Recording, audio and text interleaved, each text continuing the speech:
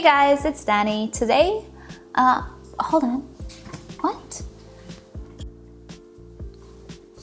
Okay. Wait, was I out of frame all of these years? Why didn't anybody tell me? You mean to tell me all you could see were my hands? Oh boy, that's weird. Hey guys, it's Danny. So today, special day apart from the obvious.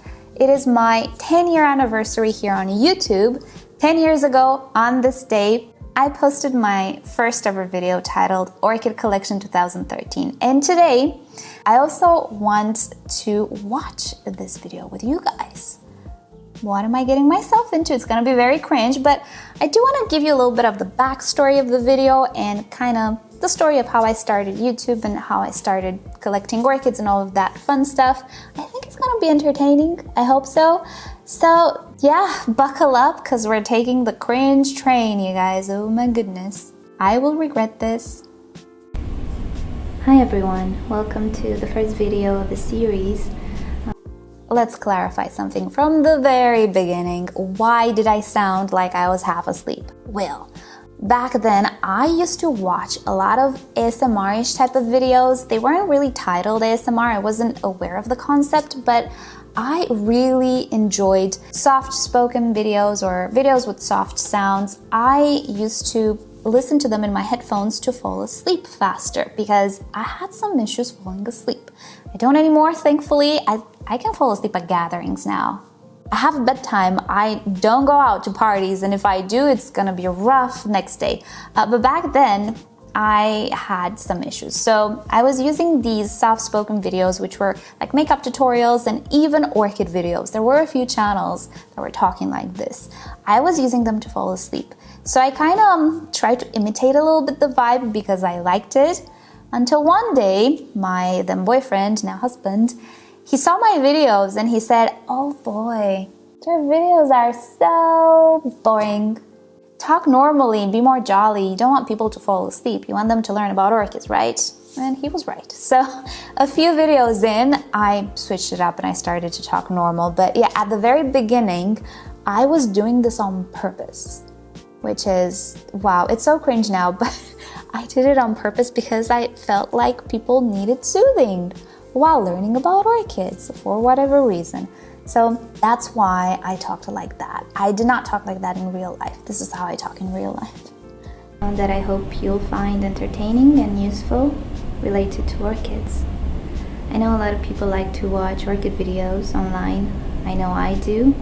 So I thought I should start my own series since I'm very into orchids and I'm trying. You think my videos are boring now? No, this is boring. Okay, this was my first video. I don't even remember if I took multiple takes just to like practice or anything, but I can tell you I was super nervous. More nervous than I am now because I see myself in that viewfinder and it's so weird. But yeah, I was so embarrassed to hear myself. You know how you hear yourself and you see yourself in a video and you're like, that is not me. Like I look in the mirror and I see somebody else. That is not me. I hear myself differently in my head.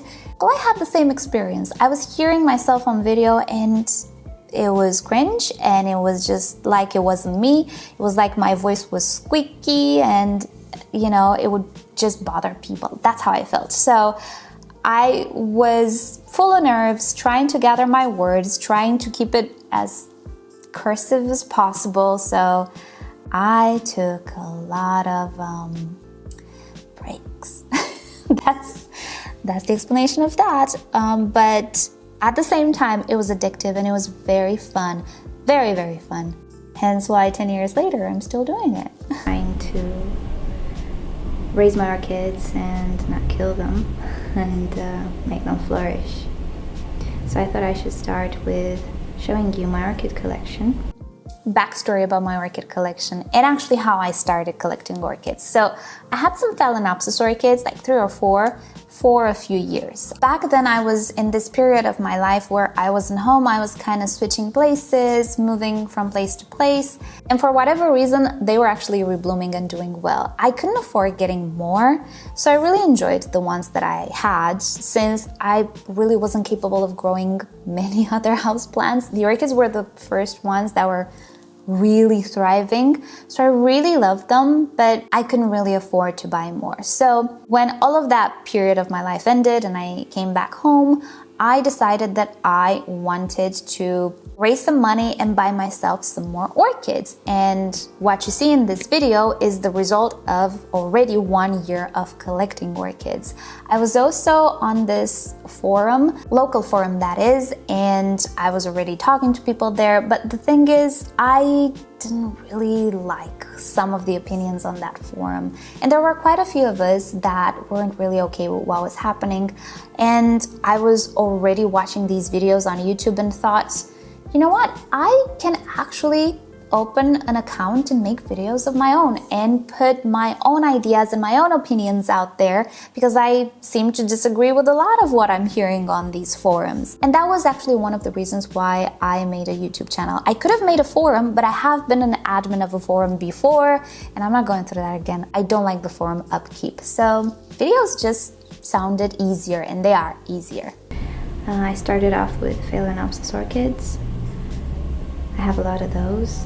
And recently I started to purchase different type of orchids and trying to keep them alive and healthy. Many of the orchids in this video are actually quite recent. I purchased them in the last few months or so. We would do this thing on forums. Whenever somebody would see special orchids, which are non-Phalaenopsis orchids, whenever they would see them for sale somewhere, they would announce the entire forum. So we would all try to reach there first. It was a bit of a competition, but yeah, I discovered a whole bunch of different other orchids with the help of this forum, and I was the first to purchase them. It's fun. It's fun to try to save orchids. Okay, moving on. Here we have a plant which is my favorite orchid. The name is very hard for me. I forgot I said this in this video. This is the Nelly Eiler. As many of you, I'm sure already know, it is my favorite orchid. And in my very first video on YouTube, I say that this is my favorite orchid. It was from back then, oh my goodness. I don't know if I liked it because it just smelled so different and so powerful, very different than everything I had, or because it was red, I don't know, but I really loved it from the very beginning. And now I still do. Sadly, I cannot really grow it properly in this climate without, you know, a bit of effort. Hopefully, I will be able to grow it well one day, but I guess I loved it from the very first day, which is so cool to see. Little did I know that it's going to put me through so many emotions, like a roller coaster of feelings and emotions. That Nelly Eiler, oh brother, but I love her, I do. This one, I just got this one at a discount again. One thing that I used to do in order to afford having more orchids was I was hunting down discounts. And in Romania, I don't know how it is now, but back then when they were saying discounts, they were discounts. I mean, I bought orchids for €1, €2, €3. That's a big discount.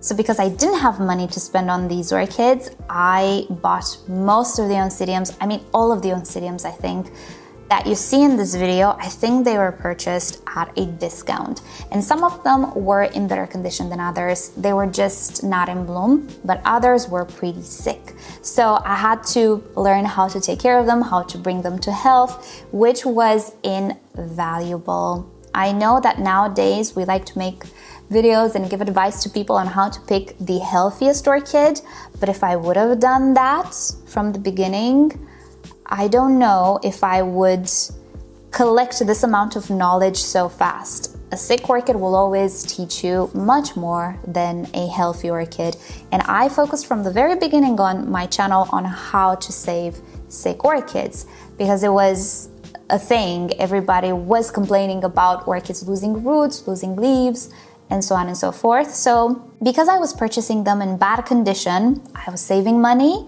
I was increasing my orchid collection, and I was also acquiring a wealth of knowledge, and I wouldn't have it any other way. I'm so thankful that I found all of these sick orchids.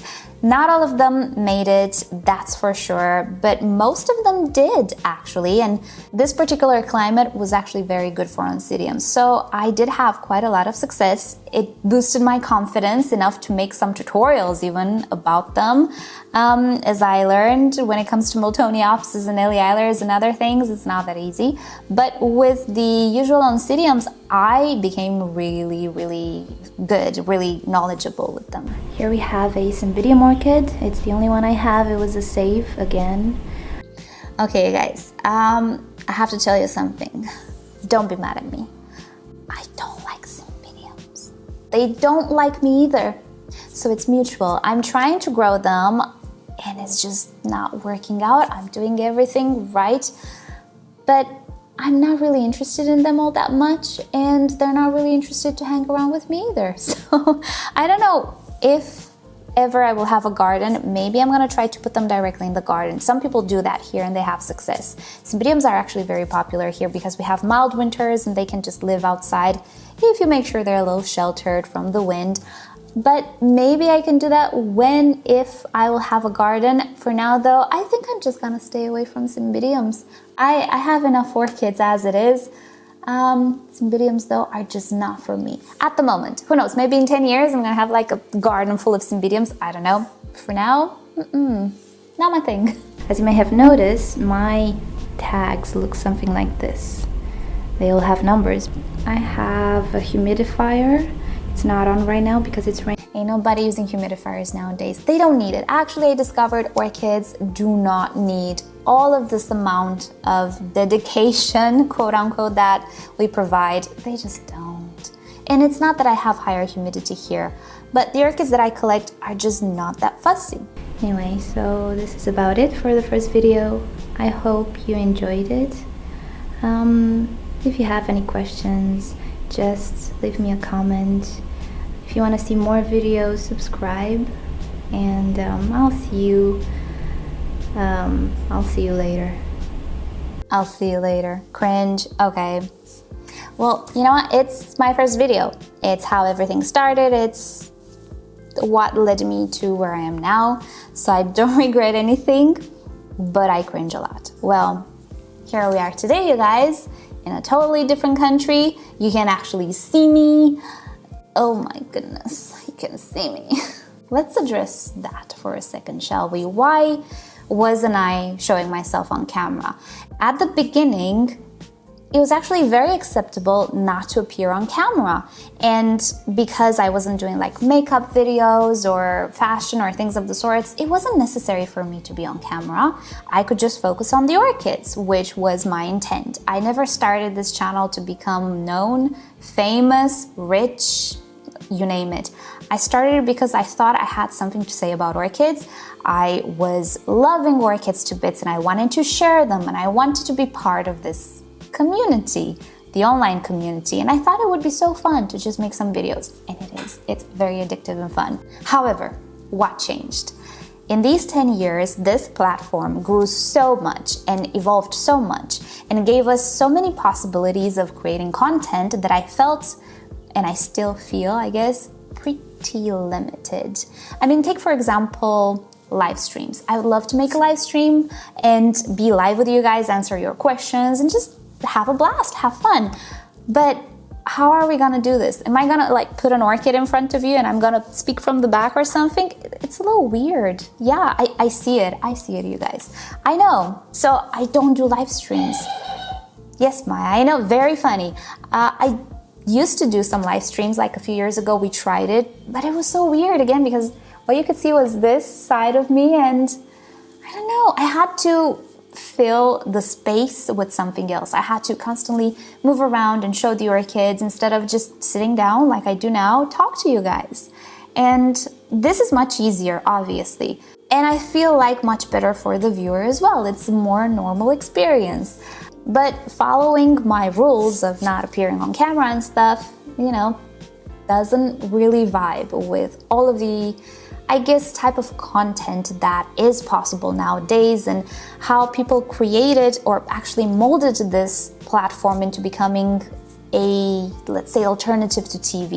But I will agree, if nobody showed themselves on YouTube and have like this more, let's say, familiar format, I wouldn't necessarily watch. So I feel limited at this point.